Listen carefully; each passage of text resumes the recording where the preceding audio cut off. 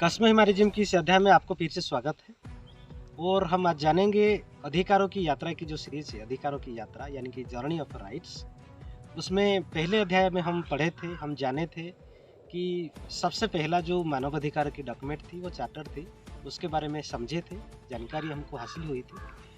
और आज जानेंगे मानवाधिकार की जो दूसरी जो सबसे बड़ा ह्यूमन राइट्स का डॉक्यूमेंट है उसके बारे में हम आज जानेंगे। और जो सबसे जो गारंटेड डॉक्यूमेंट है, साइरस सिलेंडर के बाद जो डिक्लेरेशन आता है या जो डॉक्यूमेंट आता है उसका नाम है मैग्ना कार्टा, जो कि ये डिक्लेरेशन 1215 की 15 सदी में आई थी, 1215 में आई थी। इसके बारे में डिटेल्स में जानते हैं कि मैग्ना कार्टा क्या है एक्चुअली। कि ये इंग्लैंड में आया और ये मैग्ना कार्टा की जो एग्रीमेंट हुआ या ये जो अधिकार की जो लिखा गया उसमें, ये दो पार्टी के बीच में हुआ था। एक तरफ है जो किंग थे, राजा थे, उनका नाम है किंग जॉन, और दूसरे जो आर्म फोर्स जो थे, जो कि काफ़ी असंतुष्ट हुए थे, रेबल्स जो उद्योगी थे, लोग थे, कुछ बैरन्स थे इंग्लैंड के, उसके बीच में ये लिखा गया था, एक निगोशिएशन में आया था। उसका रीजन क्या है, उसका कारण क्या है, और मैग्ना कार्टा में एक्चुअली क्या क्या अधिकार लोगों को मिला है और क्या क्या अधिकार ये लोगों को सुनिश्चित हुआ है, उसके बारे में डिटेल्स में जानेंगे। तो सबसे पहले ये जानते हैं कि जो किंग बैरन है और किंग जॉन, जो ये जो दो पार्टी है इसमें सबसे ज़्यादा, तो किंग जॉन जो है उनकी जो फैमिली इंग्लैंड में, इसको ब्रिटेन बोला जाता था उसी समय, तो वहाँ की राजा थे, लगभग उनकी जो फोर फादर्स थे 100 सालों से वहाँ पर राज किया करते थे, उनकी एम्पायर थी 100 साल तक। तो उसके बीच में क्या चीज़ें आई थी कि 1204 में क्या हुआ, जो फ्रांस के जो राजा थे उसने जो ये किंग जॉन की जो जगह थी, कुछ जगह थी, उससे एक जगह था जो कि नॉर्मंडी बोला जाता है और एक है अंजू जगह की जो बोला जाता है, उसको क्या किया उन्होंने, वो किंग जॉन से ले गए। मतलब उससे जैसे अटैक करके जैसे लेते हैं पुराने समय में, वैसे उन्होंने कब्जा कर लिया। तो उसको कब्जा जो करने के बाद किंग जॉन ने ये सोचा कि मेरे 100 साल से यहाँ पर जो मेरे पीढ़ी थे, मेरे जो पिछले पीढ़ी थे, फोर फादर्स थे, यहाँ पर रूल किया, तो उसको फिर से उसी जगह को कंट्रोल करने के लिए, मतलब उसी टेरिटरी को अपने नियंत्रण में लाने के लिए, तो किंग जॉन ने क्या किया, उसके ऊपर ज़्यादा ध्यान दिया। तो किंग जॉन को क्या चाहिए थी, तो उसके ऊपर अपनी नियंत्रण लाने के लिए किंग जॉन को ये चाहिए थी कि उनके पास पैसा ज़रूरी होता है, ज़्यादा ज़रूरी होता है पैसे। तो उन्होंने क्या किया, उस चीज़ को लाने के लिए उन्होंने इंग्लैंड में क्या किया, टैक्सेशन की जो रेट थी, टैक्स की जो रेट, उसको बहुत ऊंचा कर दिया, मतलब बहुत बढ़ा दिया। जो इतने टैक्सेस बढ़ाए ताकि लोगों के ऊपर उसकी, मतलब कर्जा बढ़ गया, लोगों के ऊपर उसकी प्रेशर आने लगा, दबाव आने लगा लोगों के ऊपर। तो इससे क्या हुआ, लोगों के बीच उनका जो पॉपुलैरिटी था, उनका जो थोड़ा सा पॉपुलैरिटी था, ये पॉपुलैरिटी लोगों के बीच में कम होता गया। वहाँ के जो बैरन्स थे, जो मतलब शासन प्रशासन में जो उनकी सहायता करते थे, वहाँ पे जो बिजनेस लोग थे, वो भी इस फैसले से नाराज़ हुए और उनके बीच में जो एक टसल चला, जो एक संघर्ष चला, उनकी डिसीजन से वो सब नाखुश थे। ओके, तो इतने ज़्यादा जो टैक्सेशन बढ़ाने के लिए उन्होंने डायरेक्टली जो डिसीजन ले लिया कि टैक्सेशन सबको देना है और इसको रॉयल ऑब्जेक्टिव के लिए उसको इस्तेमाल करने के लिए उन्होंने उसको किया। तो उससे बीच क्या हुआ कि वो जो बैरन थे, जो काफ़ी डिससेटिस्फाइड थे, उनके बीच में उसकी पॉपुलैरिटी कम हो गई। तो उसके वजह से ये दोनों जो गोष्ठियाँ थी, मतलब एक तरफ किंग जॉन थे, दूसरे तरफ जो रेबेल्ड बैरन बोला जाता है, वो दोनों के बीच में, और जो फ्रांस के राजा थे, ये तीनों के बीच में एक लड़ाई हुई, जो बॉबिन की लड़ाई उसको बोला जाता है। बॉबिन की लड़ाई थी, वो 1214 में हुआ था। और इस जंग में, इस युद्ध में किंग जॉन को भारी हार का सामना करना पड़ा, और भारी हार का सामना करना पड़ा।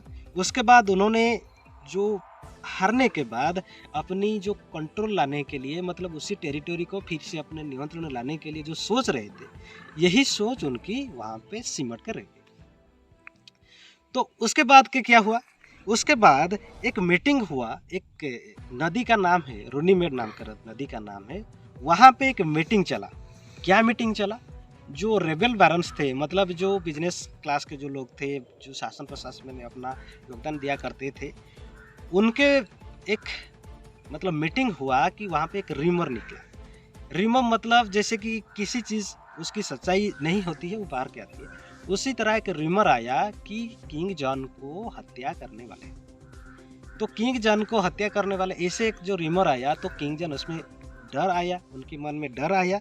तो उन्होंने क्या किया, एक जगह में 1215 में एक जगह में दोनों पार्टी जो थे, जो आर्म में लड़े थे, जो लड़ाई में, एक तरफ थे किंग जॉन की जो आर्मी थे, एक तरफ थे, वो दूसरी तरफ जो बैरन्स थे, जो डिससैटिस्फाइड थे, तो जो रेबेल कर रहे थे, उनके बीच में एक एग्रीमेंट हुआ, एक कॉन्ट्रैक्ट हुआ। और यही कॉन्ट्रैक्ट जो कि निकल करके आया उसको बोला जाता है मैग्ना कार्टा का चार्टर बोला जाता है। वो 1215 में, जो 15 जुलाई 1215 को आया, वो यही होता है मानव अधिकारों का दूसरा जो सबसे लेखक लिखित के हिसाब से, जो रिटिन के हिसाब से जो आता है चार्टर, ये दूसरे समय पे आया, जो 1215 का मैग्ना कार्टा का चार्टर आया था। तो मैग्ना कार्टा के चार्टर में ऐसा क्या था कि जिसको बोला जाता है कि ह्यूमन राइट्स की जो इतिहास है, ह्यूमन राइट्स की जो हिस्ट्री रही है, उसमें एक बहुत बड़ा योगदान है। इसमें क्या होता है आगे जानेंगे। तो 1215 में ये जो राइट्स की, जो मैग्ना कार्टा के राइट्स को लिखा गया, उसको माना गया, वो साइन करने के बाद क्या क्या चीज़ें उसमें कवर हुआ, तो उसमें सबसे पहले 2-4 चीज़ों को उन्होंने हाईलाइट किया था। मैग्ना कार्टा के लगभग 63 क्लॉजेस है, 63 आर्टिकल आप बोल सकते हो, सेक्शन बोल सकते हो, 63 सेक्शंस थे, क्लॉजेस थे।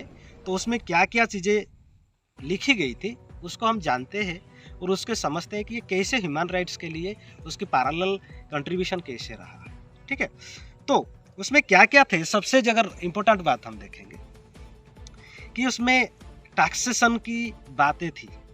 टैक्सेशन मतलब कि ये जो मैग्ना कार्टा की जो बना चार्टर, ये चार्टर प्रूव किया कि दुनिया में कानून के ऊपर कोई नहीं होता, चाहे वो राजा हो, चाहे वो कोई बड़े प्रभावशाली व्यक्ति हो, या चाहे गवर्नमेंट भी क्यों ना हो, तो कानून के ऊपर कोई नहीं होता। ये चीज़ें मैग्ना कार्टा की चार्टर से प्रूव होती है। इसलिए इसमें क्या होता है कि लोगों की जो अधिकार की बातें आती है, तो लोगों की अधिकार की बातें इसमें लिखा गया है। लगभग 63 क्लॉजेस है उसमें, और उसमें बहुत सारे क्लॉजेस है जो ह्यूमन राइट्स से बिल्कुल समांतर तरीके से उनकी चार्टर में विसंगतियाँ नहीं होती, समानता होती है। कैसे होती है हम देखते हैं कि जैसे टैक्सेशन की बात हो, कि उसमें जो आर्टिकल है 14 आर्टिकल, उसके बताया जाता है कि जब तक हम रिप्रेजेंटेशन नहीं होता तब तक टैक्सेशन की बात नहीं होगी। रिप्रेजेंटेशन मतलब क्या होता है कि किसी भी कंट्री के, किसी भी देश के लोगों का जब इक्विटी नहीं होगी, मतलब भागीदारी नहीं होगी सरकार में, देश की संपत्ति में भागीदारी नहीं होगी, देश की संपत्ति में उसकी हक नहीं बनता, समांतराल वितरण नहीं होता, तब तक कोई टैक्सेशन नहीं होगी। तो उसमें लोगों की अधिकार की बात है। दूसरा सबसे जो इम्पोर्टेंट है, सबसे ज़्यादा महत्वपूर्ण जो आर्टिकल से, आर्टिकल 39 का और 40 का।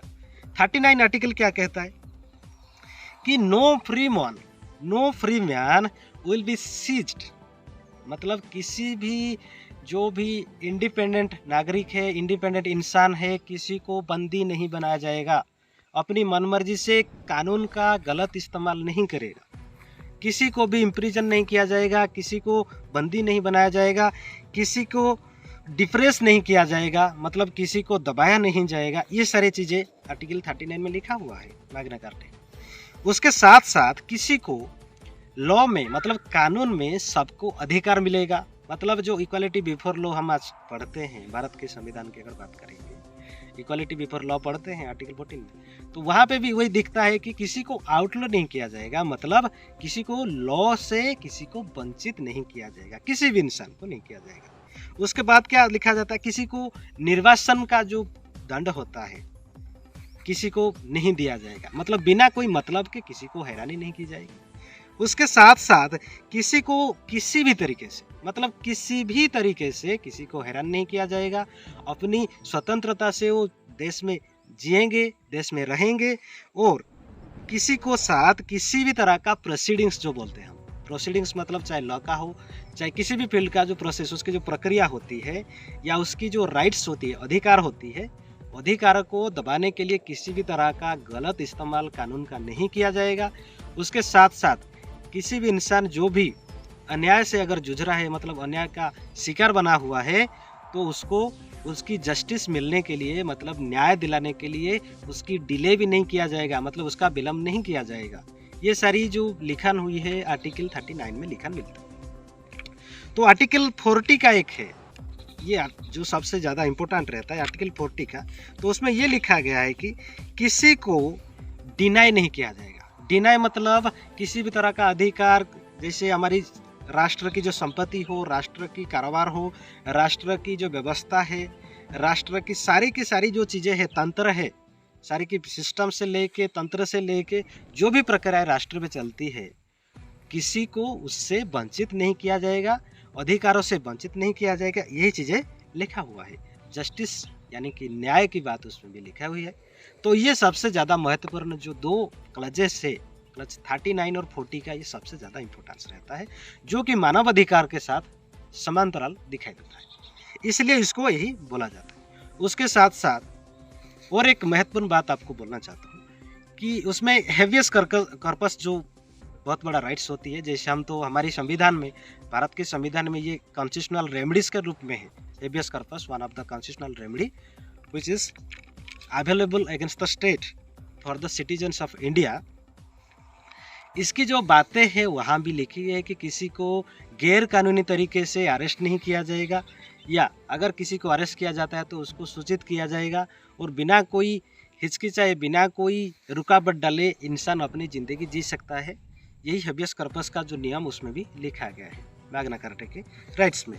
और उसमें बहुत सारे फिर दूसरे की जो पॉलिसी के बारे में लिखा गया है कि जो वहाँ पर जो नदियाँ हैं, राष्ट्र में जो नदियाँ हैं, नदियों की साफ सुथरा उसको किया जाएगा, उसकी पॉल्यूशन नहीं किया जाएगा, उसको मेंटेन रखा जाएगा, और वाटर पॉलिसी को देश में लागू किया जाएगा। ऐसे भी सबके लिए जो रूल्स होते हैं, ये चीज़ें लिखा गया है। सिर्फ वाटर नहीं, उस पर जो रॉयल फॉरेस्ट के कंसेप्ट है, रॉयल फॉरेस्ट को कैसे कवर किया जाएगा, मतलब एनवायरमेंटल पॉलिसी कैसे होना चाहिए, पर्यावरण की नीति कैसे होनी चाहिए, ये चीज़ें मैग्ना कार्टा की राइट्स जो चार्टर लिखा हुआ है उसमें भी उसकी मान्यता मिलती है। तो ये सारे के सारे जो राइट्स एक साथ, ये जो सारे के सारे राइट एक साथ आए, तो इसलिए ये मैग्ना कार्टा की जो चार्टर है 1215 का, ये ह्यूमन राइट्स का जो इतिहास है, ह्यूमन राइट्स का जो जर्नी है, वो दूसरे नंबर पे आता है। मतलब पहले आया साइरस सिलेंडर का 539 बीसी में, और उसके बाद का जो राइट्स का चार्टर आया, लिखित के हिसाब से सुनिश्चित हुआ, गारंटेड हुआ, वो राइट्स से मैग्ना कार्टा 1215 में लिखा हुआ ये चार्टर है।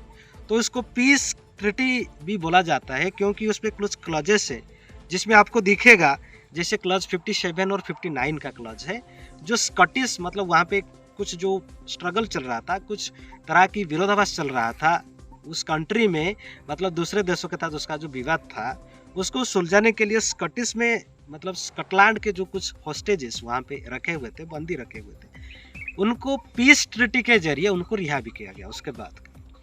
तो इसलिए अगर सर्वांगीण एस्पेक्ट को देखेंगे मैग्ना कार्टा की, तो ये मानव अधिकार से संगत है, सुसंगत है, और लोगों के अधिकार को दिलाने के लिए ये कटिबद्ध है।